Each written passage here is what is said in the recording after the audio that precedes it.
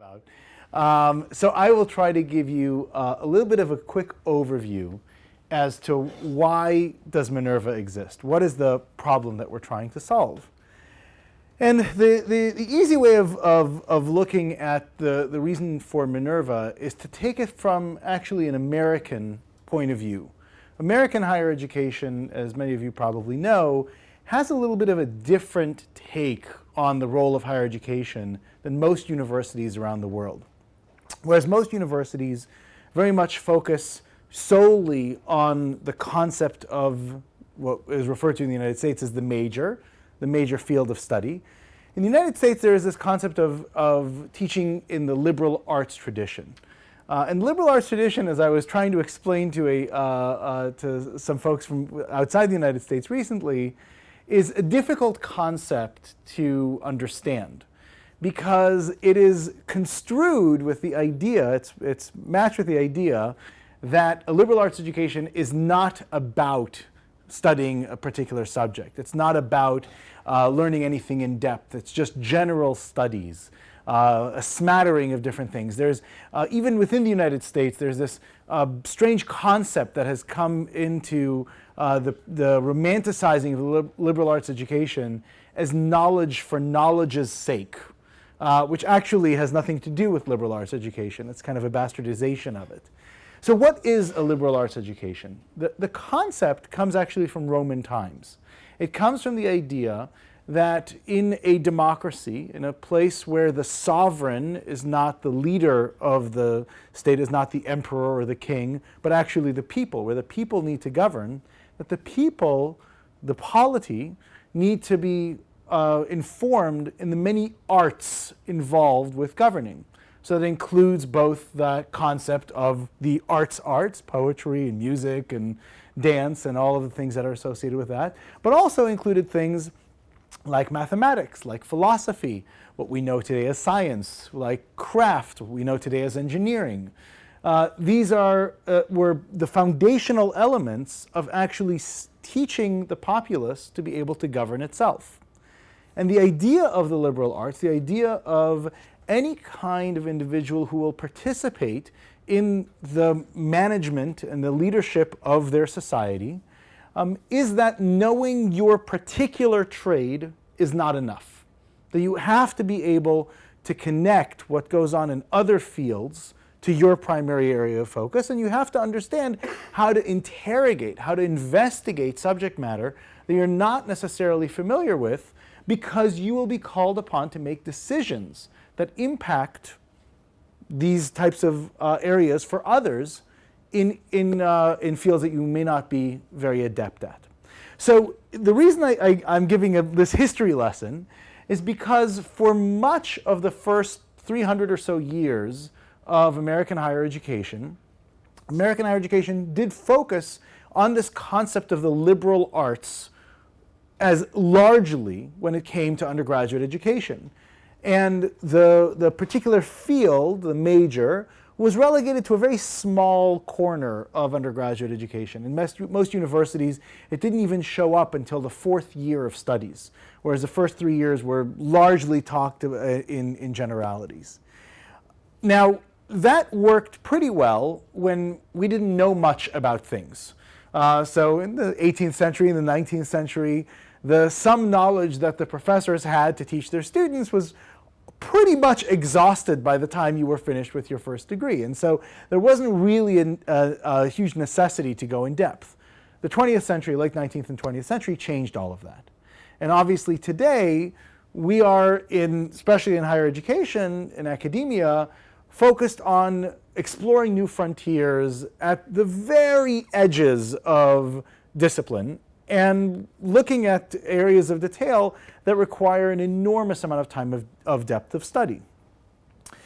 And this shift occurred in a major way in American higher education after World War II, specifically in the 1960s. And at that time, American universities didn't abandon the label of a liberal arts education, but effectively abandoned the practice of teaching a liberal arts education. What does that mean? Because the proliferation of information created more departments, more courses, more depth of study, the universities effectively retreated from the idea of prescribed general studies and instead provided students their ability to concentrate or major in one particular field and then just let them choose from a variety of different concepts that they can just pick and choose from. So there was a course catalog of 1,000 courses. A student would take 20 courses almost at random, study their major, and then would get their degree. And so effectively American education, American higher education, effectively was the worst of both worlds, right? It didn't go into as much depth, at least from a time perspective, as many universities outside the United States in a particular field. And when it came to the general education, there was no rhyme or reason to it. There was no coherence. And so that combination, over the last 50 years, has gradually worsened the quality and the status of American higher education. Not necessarily in the eyes of many people outside of the United States, which still holds up the university system as an ideal, but really with those who within the society that are critiquing it more and more. It's in that environment of critique, that Minerva has come up. And Minerva is a very strange type of institution. Somebody recently asked me, I came to realize, said, wow, you know, you're really very traditional in your approach to higher education. I said, yes, and we're in some ways ultra-progressive conservatives. Right? We take effectively these very old ideals of what a higher education should be, developing the person as a whole, but apply it in very modern, very progressive types of ways of thinking. And that effectively is what leads me to, what led me to start Minerva and what leads to our conversation today. So I will apologize ahead of time because what I thought coming to this audience, and you can correct me if I'm wrong, that I would get more into the details of what it is like to build a curriculum for the future, and maybe that would be instructive or illustrative or at least spur some ideas and things that maybe the Technion could think of adopting or building from. So I'm going to spend most of my time talking about the curriculum and the pedagogical methods at Minerva and a little bit less on the institution as a whole. I'll touch on it a little bit. If you'd like to get into it in more detail, well, I hope to leave plenty of time for conversation and Q&A so we can get into that.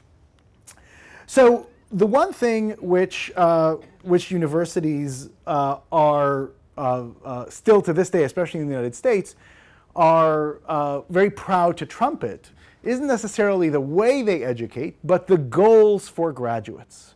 And so if you go and you ask any elite university president, dean, provost, what is it that you teach your undergraduates? Not one of them is going to tell you, well, we teach them physics and political science and literature, right? They're going to say, oh, you know, well, we teach them to be leaders. And we teach them to innovate. And be creative. And we teach them very, very, very broad. And oh, very important, we teach them to be global. We do all of these great things. You say, well, this sounds great. I mean, who doesn't want to teach students these things? So, well, how do you do this?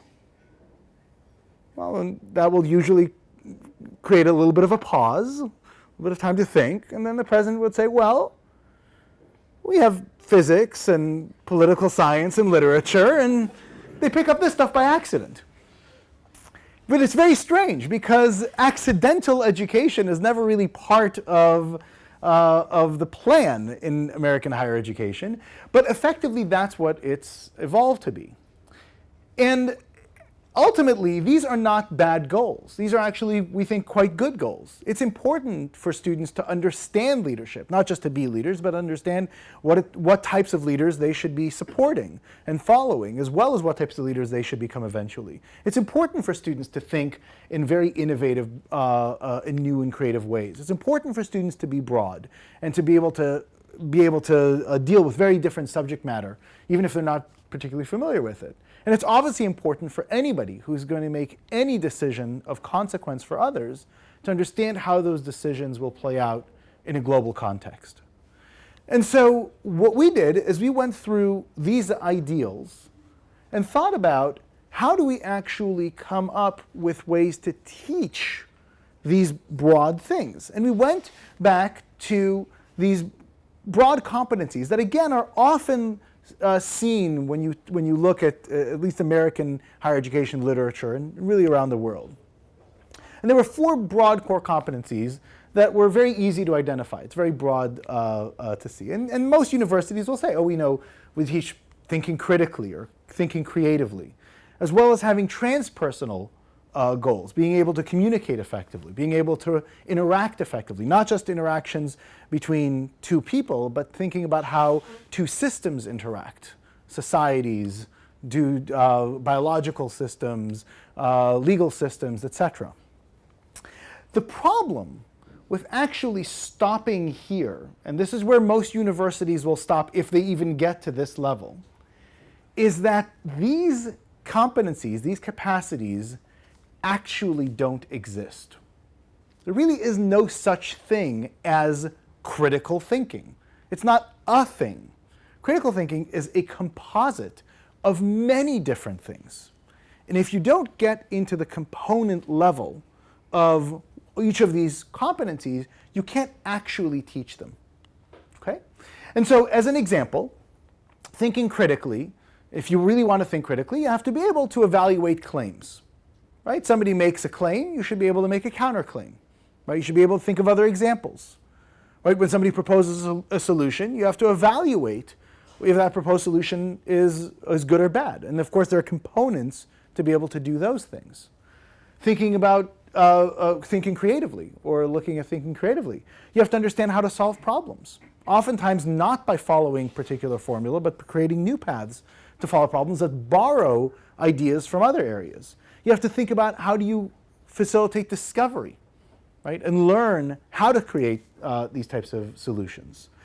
When you think about communicating effectively, there are many different elements to that. Understanding who you're talking to, understanding how to present, what the difference is between a presentation in this format, which we'll get to in a second, a terrible format, lectures, and what makes it more effective. And so, and lastly, interacting effectively, thinking about both the interpersonal, what it looks like for negotiating or working in teams, and also think about what happens when systems interact. How do you think about unintended consequences? How do you think about emergent properties? Right? And so these elements, these aspects, we broke down into 2 large categories. The first category is what we term habits of mind. This is a concept that was used very broadly in the University of Chicago in the 1930s and 40s under Hutchins. And the habit of mind is really something that becomes automatic. It's something that you don't have to think about in great depth, that it becomes second nature, right? So examples on habits of mind: using plausibility checks, using principles of effective debating, right, that you want to internalize, understanding your audience, as we talked about before, and thinking about decisions and who stands to lose or gain from a particular decision. Now, there are other concepts that are called foundational concepts, which really don't necessarily become automatic, but it's really foundational knowledge that promotes subsequent learning, things that are generative, things that you build upon, that require deeper processing, right? So for example, cost-benefit analyses.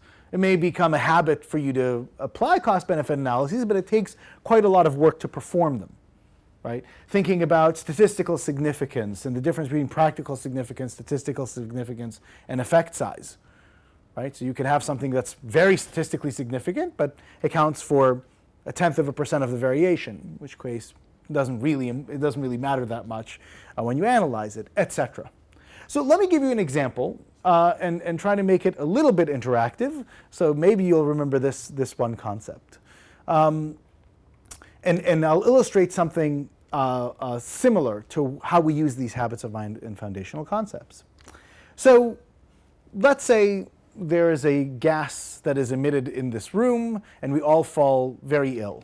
Luckily, there's a pharmacy right down the hall, a little marpea down the way. So we all go, and the very expert doctor that's staffing the pharmacy knows exactly what we have.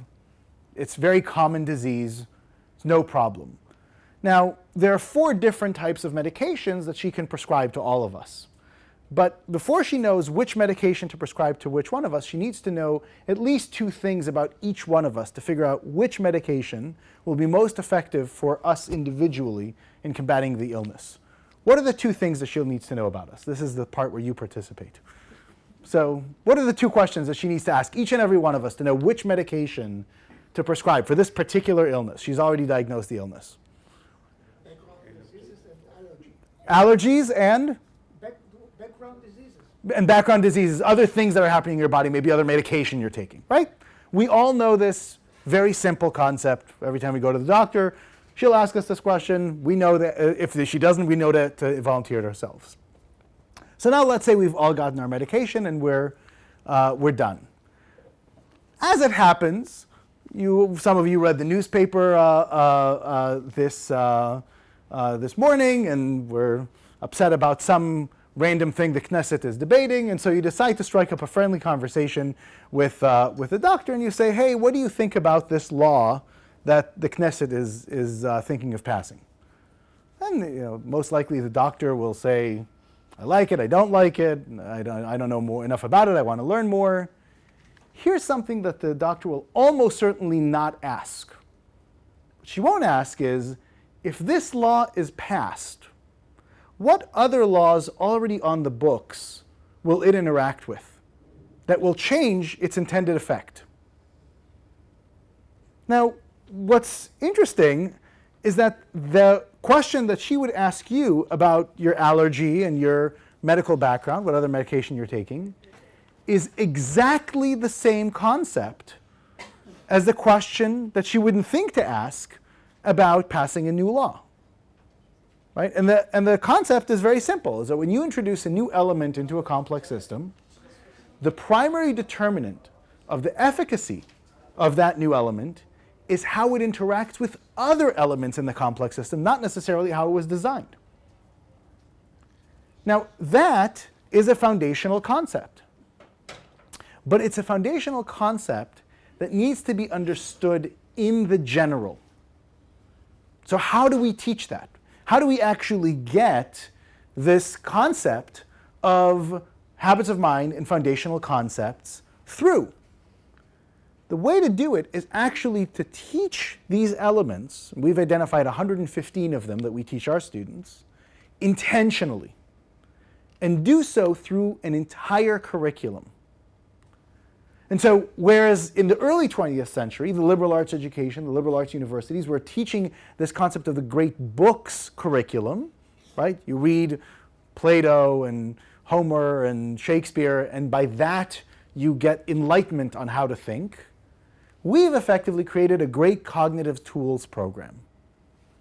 Those elements, like the foundational concept we just talked about, that you need to learn and be able to apply across dramatically different fields, what cognitive scientists call far transfer. And far transfer, and when you achieve far transfer, is actually the only time when you truly understand not just the idea within an example, not just the idea in an abstract, but how to apply an abstract idea. Now, how do you teach these types of concepts? You teach them not by teaching just the abstract. If I would have just talked to you, given you or given you the example and say, oh, when you think about complex systems, think about how one element interacts with other elements. Okay, fine, right? But that doesn't actually get you to think through how do you actually apply that in a particular case. If we were to go through a curriculum that teaches you about interactions in a medical case, like the doctor was taught, right? You won't understand the abstraction. You'll understand it in one particular area. So you'll be very, very adept at understanding the concept of interactions or the concept of side effects within medicine. You won't necessarily know how to apply it to legal systems, to political systems, to markets, etc. But if you learn it in one context, the biological context, for example, you teach the abstract form after you contextualize, and then you FAR transfer into a different system, legal system in this example, or political systems, when next you're encountering a problem in a different arena, perhaps in economic systems, in markets, right? There's a chance that you'll actually think about, well, wait a second, I know that markets have similar patterns of behavior to other complex systems. What kinds of foundational concepts do I apply? If you teach it in 3 or 4 different contexts, the concept of mastery, the concept of FAR transfer becomes much, much easier. Okay? And so in order to introduce these ideas and to begin the process of FAR transfer, we take an entire academic year. And this is all that we teach. So for 2 semesters, we teach 4 full year courses, each of which teaches a set of these habits of mind foundational concepts and then helps apply habits of minds and concepts, HCs, from other types of cornerstone courses. So we start with formal systems, formal analysis, which focuses on critical thinking, has some other HCs, but is the bulk of critical thinking. We then talk about empirical analyses, right? How do you go from the theoretical, logic, reasoning, processing of large amounts of data to actually taking ill-structured data, the world around us, and be able to discover solutions and go through creative thinking processes. We think about rhetorical systems and how you communicate effectively with others. And we think through complex systems and how they interact and think about effective interactions. And these 4 cornerstones introduce each one of our 115 habits and concepts that comprise these 4 large capacities. And the students get assessed not on how they've mastered content, not on how they've mastered a particular subject, but how quickly and broadly they can apply these habits and concepts. Now, the key to cementing this is to practice over context and time. Right? And so it's not enough to go and give an example and say, here's one example, here's another example, now you've learned it.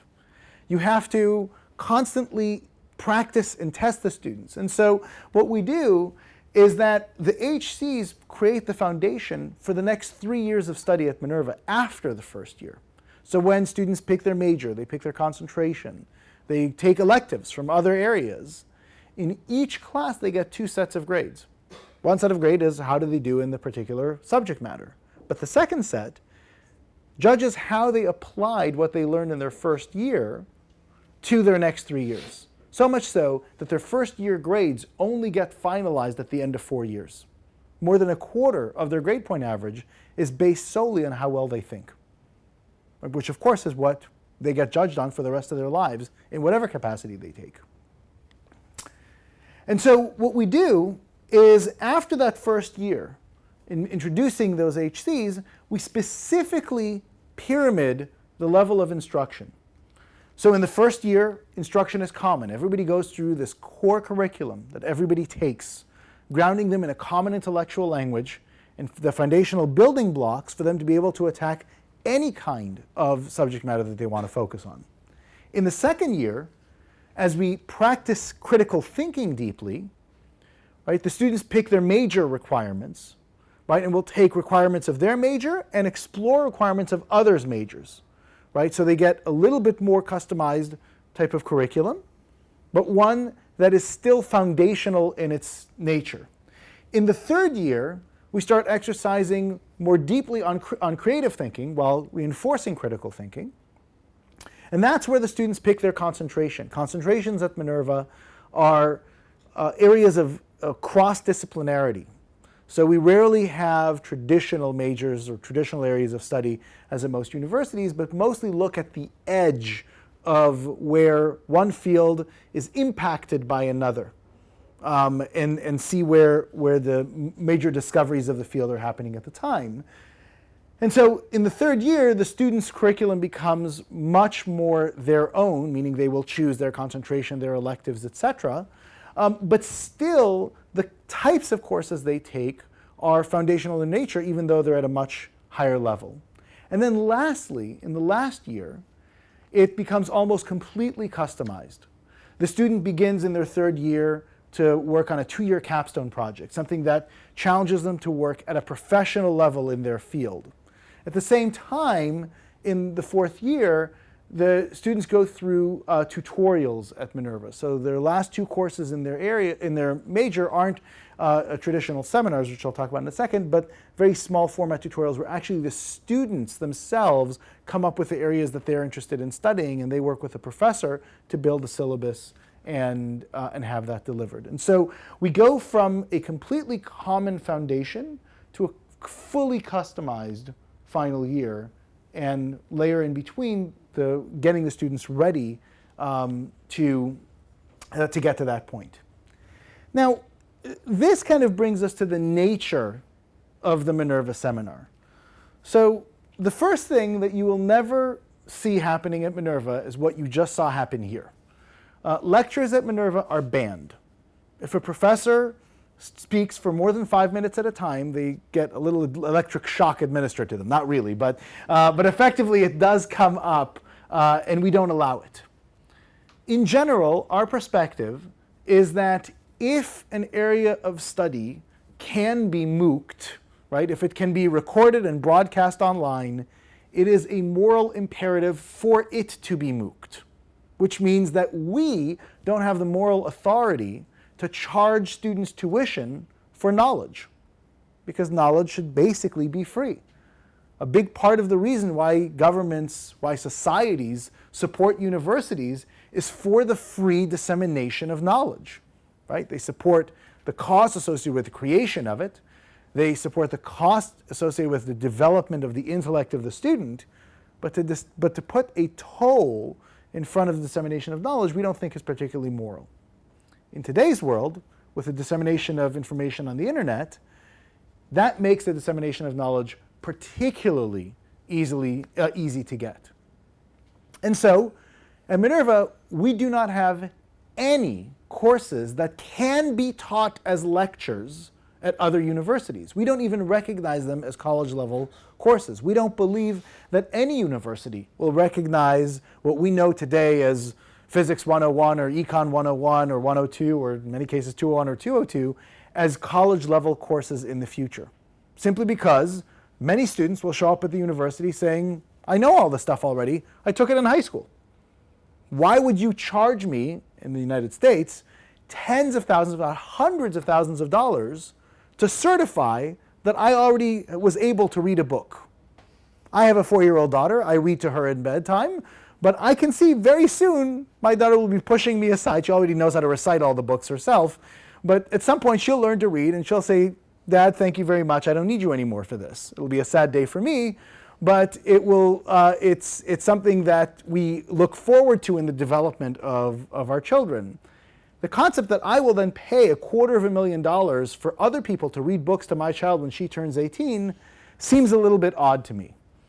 And it's not something that we do in any way. So what does that mean? It means that students have to either before they take Minerva courses or in parallel be taking or be availing themselves of these MOOCs or reading the books directly or what have you on their own or in teams, but not by paying our professors to do so.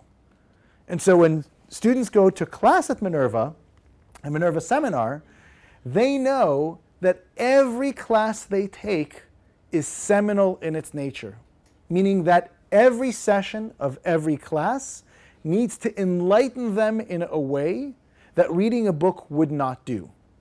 In courses that we fail to do that, we throw those lesson plans out and rewrite them. Right? And a challenge for us that we always ask ourselves is that if we ask a question in class that has an answer, then it doesn't belong on class. So you've thought about you now are thinking about the concept of the flipped classroom, right? So the idea of the classroom is that you do homework at home and then you come to class for a lecture. When you flip it, you hear the lecture at home and you do homework effectively in class. We have a radical flipped classroom. You do both the lecture and the homework at home, and then you come into class for the professor to work on your intellectual development. Now, in order to do that, you also have to have attention from the professor. So there is no class at Minerva that has more than 19 students in a class. It's extremely high touch, extremely laborious, but it's effective, right? And the concept is fully active learning. So not only are professors not allowed to lecture, but the design of the sessions themselves are such that 100% of the students must be engaged at least 75% of every class. So right now, if I'm lucky, about 5% of you are engaged. And that's if I'm really lucky. But in fully active learning, the idea is that you go from activity to activity, right? If you have two students debating, you have to have every other student grading how the two students are doing during their debate. If you have a professor asking a student a question, right, you have to employ techniques where the rest of the students know that the answer will be cut off in the middle and somebody else will have to finish it, right? And then somebody else will have to rebut, and in the middle of the rebuttal, you may go back to the first person to finish the rebuttal to their own arguments. If you don't pay attention, you're in trouble, right? The tutorial takes personalized learning to the next level. So the tutorial will take 2 to 3 students and a professor, and the students themselves come up with the concept of the course. And then they'll work with the professor to design the syllabi, right, which will govern the remaining 13 weeks of the semester. And the point is to have extremely deep interactions. Now, the tutorial allows us to really blow up the concept of the current course catalog in universities. So if you look at what most university course catalogs are comprised of, especially in the United States, there are really 2 types of classes, right? One are the large lecture-based courses that, again, we posit should effectively be MOOCed, right? Because if you are lecturing in front of 50 people or 50,000, there really is no difference. In fact, one could argue that the MOOC is far superior because in the MOOC, you can pause, right? You don't get something, you can rewind, right? If you don't understand and you want to ask a question, rather than hoping a professor will call on you, you can ask any one of the 10,000 other students that are attending the course at the same time. So it's just a more effective methodology than traditional passive lecture, which has been shown not to work.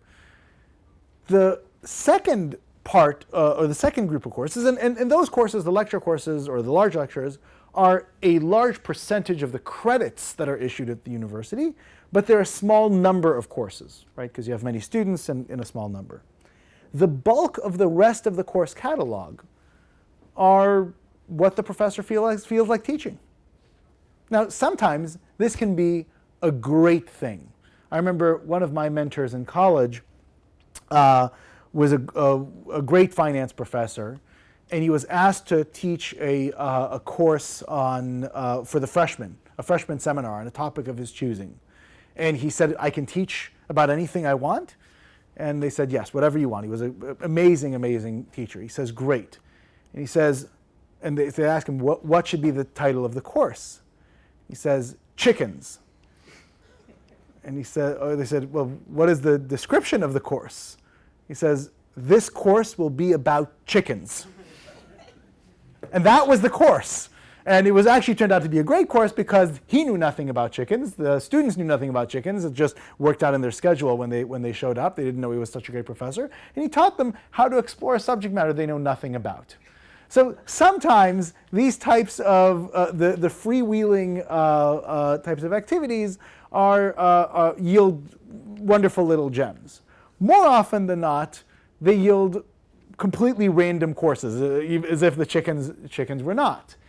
And that randomness, though again could lead to some interesting interactions, winds up not having any kind of quality control from the institutional perspective.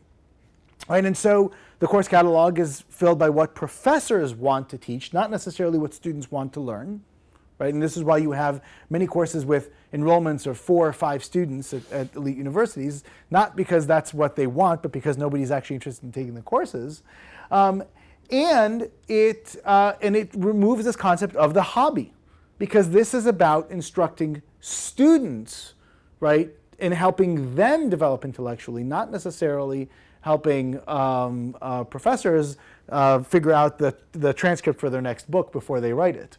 And so we avoid both of those by banning lectures and by not allowing the faculty hobbies. We have the seminars, which are seminal in their field. We don't think that you can do advanced work in a field without going through a Minerva-like curriculum or the upper level courses of other universities. And then for the areas of deep exploration, it is student-centered, as effectively everything at Minerva is. So, yes? I just have a question. Yeah. What happens if you have difficult, complicated subject matter and students don't understand and they ask questions, subject matter centered questions? Yeah, so again, remember that all of our courses outside of the first year are rooted in the subject matter, right? And the students by definition have questions about them. And so students both have academic advisors if they don't understand areas that are kind of in the prerequisites. They work with one another, right? Because anybody who studies, economics and markets needs to understand micro and macroeconomics. If they don't understand a concept, they talk to one another about it. Frankly, just like what we did when we studied economics, because I never asked my professor the questions that I could ask, my fellow students first. And so that's effectively the same model, right? We effectively do the advanced level courses as opposed to introductory stuff. So that's the way to think about it. So this is the kind of overview of the curriculum. But what makes Minerva a little bit even more different than it currently is, or than what I currently described, is the way in which we deliver this instruction. And so in order to deliver a curriculum like this, making sure that 100% of your students are engaged at least 75% of the time, making sure that the class is fully active in its nature, making sure the curriculum is scaffolded, that what you learn in the first year is then built on in the second, third, and fourth year, and that you personalize the education, especially as time goes on, to the individual student at the seminar scale, necessitates a different way of interacting with students. And effectively, we couldn't figure out a way to do this by getting students together with a professor in a room. And that is both because active learning in a room is a little bit more difficult. So I'll give you an example. If we were to say, okay, everybody go into breakout groups, 4 of you at a time, discuss subject X. Just look around you, right? Here you can do groups of 4, but here you've got 3, and your chairs are bolted to the ground, kind of hard to turn around. By the time you figure out what your groups are, you have too many people or too few, you'll lose a bunch of time, right? And you'll, of course, check your email and Facebook. And then when I try to reconvene you back into the class, there's overhead in doing that too. If you use technology, which we do, going into breakout groups is instantaneous, right? So all of our seminars are done in what we call our active learning forum. So there's, again, up to 19 students and a professor in the class, 12 to 19 students. And there is a camera pointed directly at everybody's face, student and professor. Everybody sees everybody else. Everybody sees the material that you're discussing, right? And so there's really no place to hide. Everybody's in the front row. When you want to start activities, the professor just pushes a button. Students go into breakout groups. Students come back into class together, right? If they are working on a simulation, right, they can actually work on it in a breakout session and then bring it to the entire class. They can work on documents or projects and edit the same document together, just using standard web types of technologies built into this platform that we've created. And so the medium allows us to do a better job with active learning than if we were to teach things offline. However, the area which we just couldn't figure out how to do at all offline is the concept of the scaffolded curriculum. The scaffold actually assumes that what happens in a seminar is valuable to the instruction of the individual student. That how you apply a concept, right, in your initial phase of encountering it and over time, should actually influence which professor calls you to what extent. And to do that, and to actually feed the data from a particular class into an assessment engine effectively, and by engine I don't mean it's automated, it's actually professors that grade you, but you have to store those grades somewhere. But more importantly, feed it back to the professor as they teach, right, in a way that doesn't produce cognitive overload on the professor, really can't be done without technology. And so the way we've done it is we have an algorithm that actually looks at a number of different factors. How long people have spoken in class in a given time, how long they've spoken over a series of classes, how they've mastered particular habits of mind or foundational concepts that are being exercised in a particular lesson. And the professor has effectively, as they see all their students, they see them in a heat map, right? Red, yellow, green. And those who are green are the ones that the professor should be calling on in particular areas. It's an aid to get them to exercise people across all the 115 HCs over the 4 years. Now, just 1 second, sorry.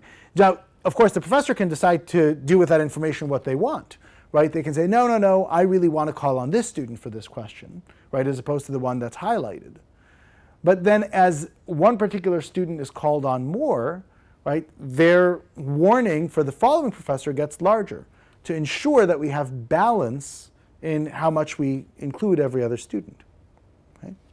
Now, there are two lovely side effects of this kind of instructional methodology. The first one is that your professors don't need to live with the student. So you can actually get professors from all over the world, right, and have full geographic flexibility. So for example, in our first batch of professors that are just started yesterday, their first day of class, we have a professor in San Francisco, but also a professor who likes to live in Vermont, and another one who's from Canada, another one who took the opportunity of being with Minerva to move to Hungary, right, even though before they were in Massachusetts. And so you have an ability to really find and attract great faculty from all over the world that, and gives them the geographic flexibility of being where they want to be. But the second big advantage is it allows you to rethink what the student experience is like.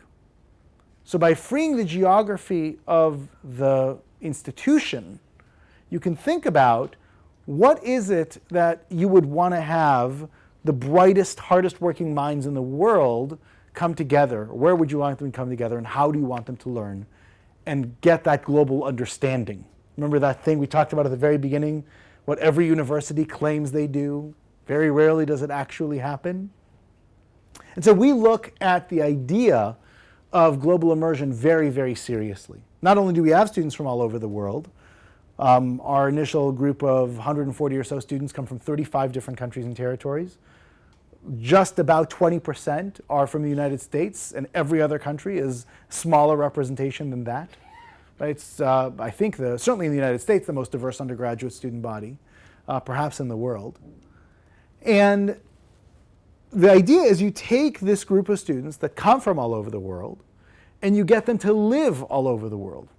And so they start their first year in San Francisco, where they go through and develop this common intellectual language across those 4 courses in the first year. And then they travel in cohorts. A cohort will be 120 to 150 students. And that cohort will then live in 6 additional cities, 6 additional global capitals over the next 3 years. In the first year, in the second year, they go to Berlin and Buenos Aires. Then they go to Bangalore and Seoul, then to Istanbul and London. And in each location, rather than living in a university setting, rather than living away from society, they live in the city, in the middle of the city. And they get a set of co-curricular interactions, right, 2 to 5 a week, that introduce them to the major cultural, political, economic figures and institutions in that society. And as they do that, they far transfer what they learned in class to day to day. They get to see how different cultures solve similar problems or attempt to solve similar problems from very different methodologies and perspectives, and they see how they themselves can add to that. So O, who is one of our students, happens to be here, as an example, decided to do a final project last year on taking Wikipedia and getting it to be a little bit more about active learning as opposed to passive information transfer. And little did O and his team of 3 other students know that at the end of the week, the CEO of Wikimedia was coming to talk with the students. Little did they know even further until 2 days before that I decided that since they're doing this kind of project and she's coming to talk to the students, they get to take the first hour and present to her. 4 days later, they were presenting in front of the entire Wikimedia Foundation. She liked what they had to say so much that she brought them in to the company to speak to her staff. Right? Now, there are not a lot of other examples of a group of 4 first-year students that get that kind of ability to far transfer what they learn into the real world. And mind you, this is before they've taken any courses in their major area of study. Right?